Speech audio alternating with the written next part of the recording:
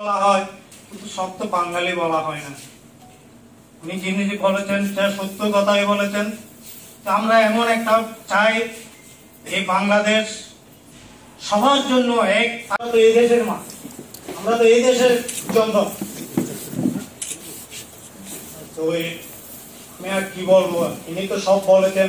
বন্ধুত্ব না থাকে তাহলে মানুষ তৈরি হয় না, এটা আমার মানুষের মধ্যেই হয়। মানুষ আমি আমার তো হিন্দু নয়, মুসলমান নাই, বৌদ্ধ নাই, খ্রিস্টান নাই, মানুষই আর হিসাবে দেখি।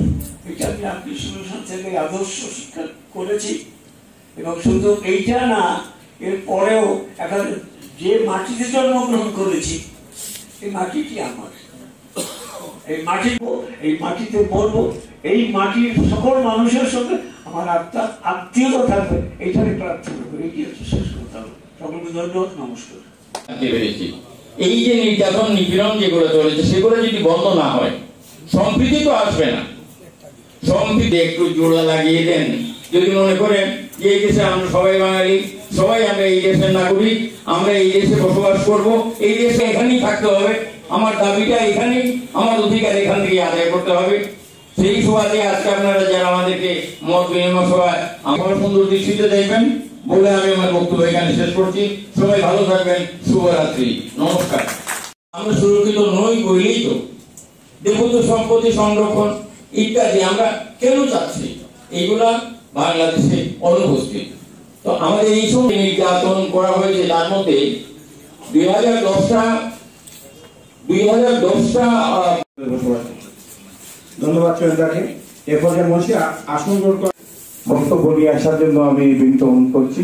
এ পর্যায়ে জনাব আনন্দ শ্রীশ্র। এরপরে সরকারকে আমরা বিবৃতি দিয়ে বললাম যে আমরা চাই জাতিসংঘে, আমরা এমন একটা চাই, এই বাংলাদেশ সবার জন্য এক। আমরা তো এই দেশের মা, আমরা তো এই দেশের জন্য।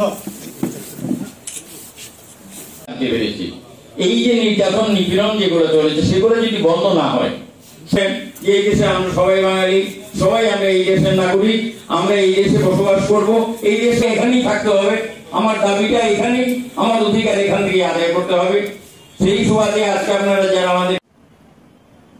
আমাদের দেশে স্বাধীনতার আগে কি হয়েছে আমি খুব ভালো বলতে।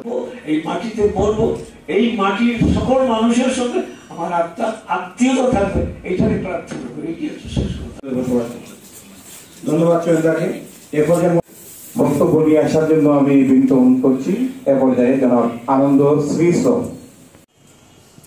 এরপরে সরকারকে আমরা বিবৃতি দিয়ে বললাম, এটা নিঃসন্দেহে আপনাদের সবারই কথা। আপনাদের অভিমত তাদের মধ্য থেকে, তাদের বক্তব্যের মধ্যে থেকে ফুটে উঠেছে। এই সমস্ত আর এমন একটি দেশ নাই যেখানে এত ছোট জায়গায় এত বেশি মানুষ বসবাস করে। দুনিয়ার সবচেয়ে, এবং আমি দাবি করি, কঠোরভাবে দাবি করি যে যারা পারপিট্রেটর, যারা দুষ্কৃতিকারী, তাদেরকে ধরে পাকড়াও করে আইনের আওতায়।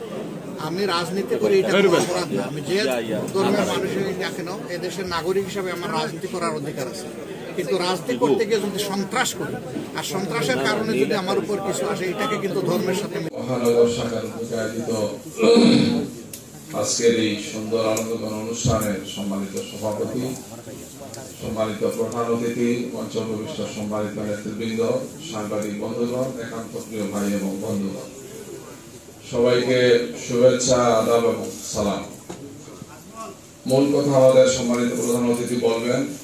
আমরা অত্যন্ত আনন্দিত যে আপনাদের অত্যন্ত ব্যস্ততম সময়ের মধ্যেও এই দাওয়াতকে আপনারা কষ্ট করে এখানে আসছেন। আমি সবাইকে অভিনন্দন জানাচ্ছি। এখানে কয়েকজন দায়িত্বশীল ব্যক্তি আপনাদের মধ্য থেকে বক্তব্য রেখেছেন। এটা নিঃসন্দেহে আপনাদের সবারই কথা। আপনাদের অভিমত তাদের মধ্য থেকে, তাদের বক্তব্যের মধ্যে থেকে ফুটে উঠেছে। এই সমস্ত বিষয়গুলোর সমাধান। আর এমন একটি দেশ নাই যেখানে এত ছোট জায়গায় এত বেশি মানুষ বসবাস করে। দুনিয়ার সবচেয়ে থিকলি পপুলেটেড কান্ট্রি হচ্ছে বাংলাদেশ। আমরা প্রাইমারি স্কুল থেকে শুরু করে সর্বোচ্চ বিদ্যাপীঠ পর্যন্ত একই বেঞ্চে পাশাপাশি বসে লেখাপড়া। বাজারে যখন যাই বাজার করার জন্য সওদা কিনতে, তখন দেখি না কোনটা মুসলমানের দোকান আর কোনটা হিন্দুর দোকান। আমার প্রয়োজন অনুযায়ী যেখানে আমি উত্তম ব্যবস্থা পাবো আমি ওখানেই চাই। আমি যখন হাল চাষ করতে যাই তখন পাশের জমি কোন ভদ্রলোকের এটা আমার দেখার বিষয় না, বরঞ্চ আমার গরুর পাটা যাতে ওই জমিনে না যায় সেটা আমার সতর্কতার বিষয়।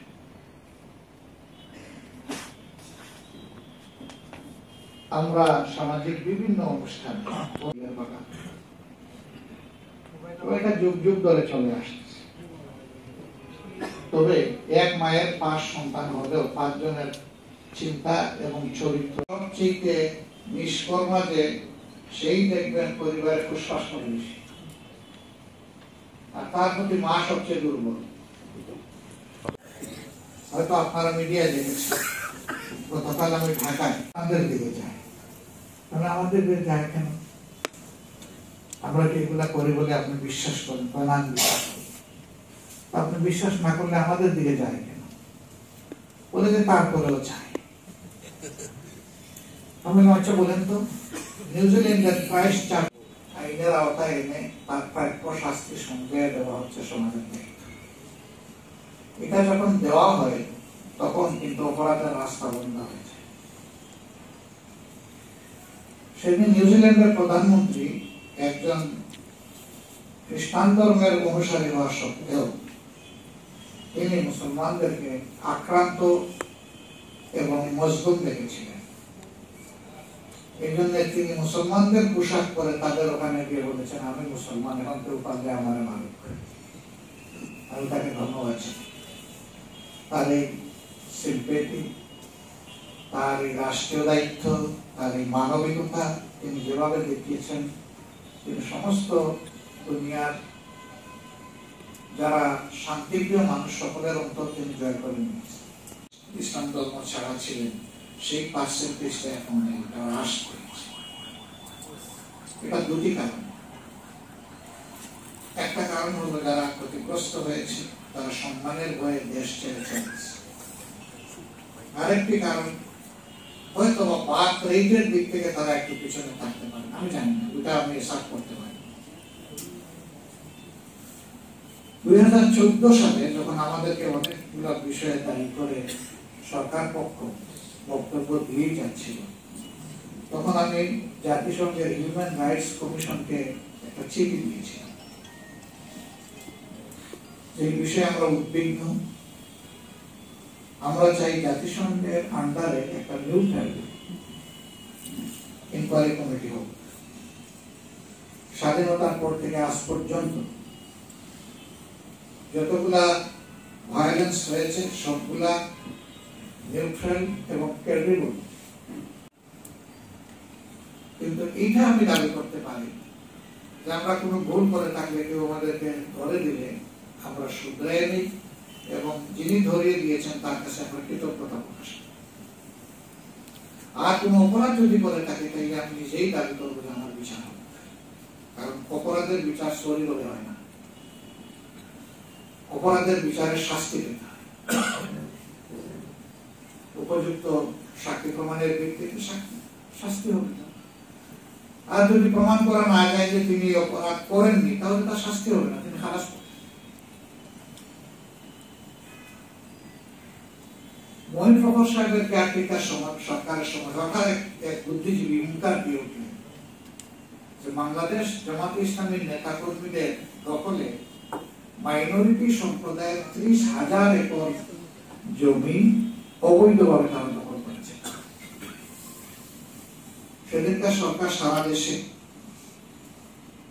সব জায়গায় সার্কুলার পাঠিয়ে বলে দিল তন্ন তন্ন করে 1 মাসের মধ্যে রিপোর্ট দাও। সব জায়গা থেকে রিপোর্ট দিয়েছে, তারা এরকম কিছু খুঁজে পায়নি।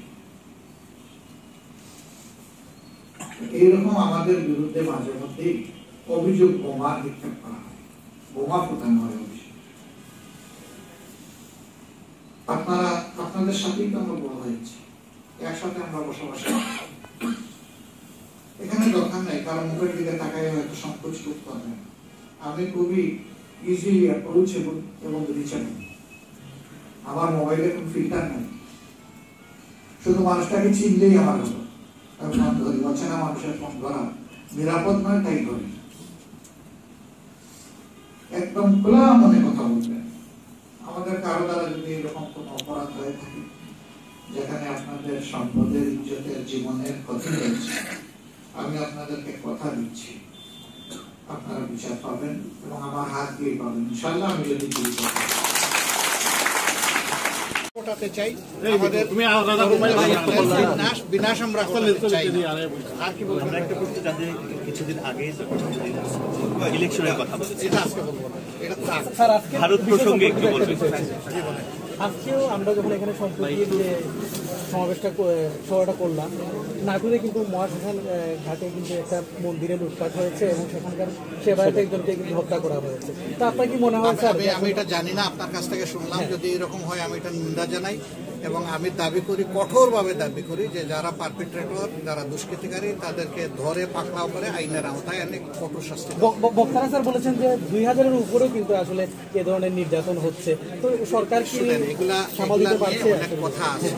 কথা হলো সবগুলা নির্যাতন কিন্তু ধর্মীয় কারণে হয়নি। আমি রাজনীতি করি, এটা অপরাধ না। আমি যে ধর্মের মানুষই না কেন, এদেশের নাগরিক হিসাবে আমার রাজনীতি করার অধিকার আছে। কিন্তু রাজনীতি করতে গিয়ে যদি সন্ত্রাস করি আর সন্ত্রাসের কারণে যদি আমার উপর কিছু আসে, এটাকে কিন্তু ধর্মের সাথে মিলানো যাবে না। এখন আমরা যদি এগুলাকে পরখ করে দেখি তাহলে দেখবো যে অনেকগুলোই রাজনৈতিক কারণে ঘটেছে। অতএব রাজনীতি যারা করবেন, তিনি যে দলের হোক, যে ধর্মের হোক, তাদেরকে সতর্ক হয়ে রাজনীতি করা উচিত। এমন কোনো কাজ করা উচিত নয় যে আমি ক্ষমতা থেকে চলে গেলে হয় আমাকে পালিয়ে যেতে হবে, না হয় আমাকে আত্মগোপনে যেতে হবে, না হয় আমাকে একটা ভয়ঙ্কর পরিণতির মুখোমুখি হতে হবে। এমন কোন রাজনীতি এটা আমাদের কাছে কারোই কাজ নয়। দেখেন, এই ধরনের ঘটনা আমাদের দেশে বরাবর ঘটেছে, ঘটে নাই কোন সময়, সবসময় ঘটেছে। বরঞ্চ আমি বলবো যে এখনকার সরকার কোনো পলিটিক্যাল সরকার না হওয়া সত্ত্বেও জনগণের সচেতনতার কারণে আমাদের সমাজের যে শান্তি আছে, এটা আমি বলবো যে খারাপ। এটা যা আছে এটা যথেষ্ট, কিন্তু আরো বহু সুযোগ রয়ে গেছে এটাকে সামনে আরো সুন্দর করার। ধন্যবাদ।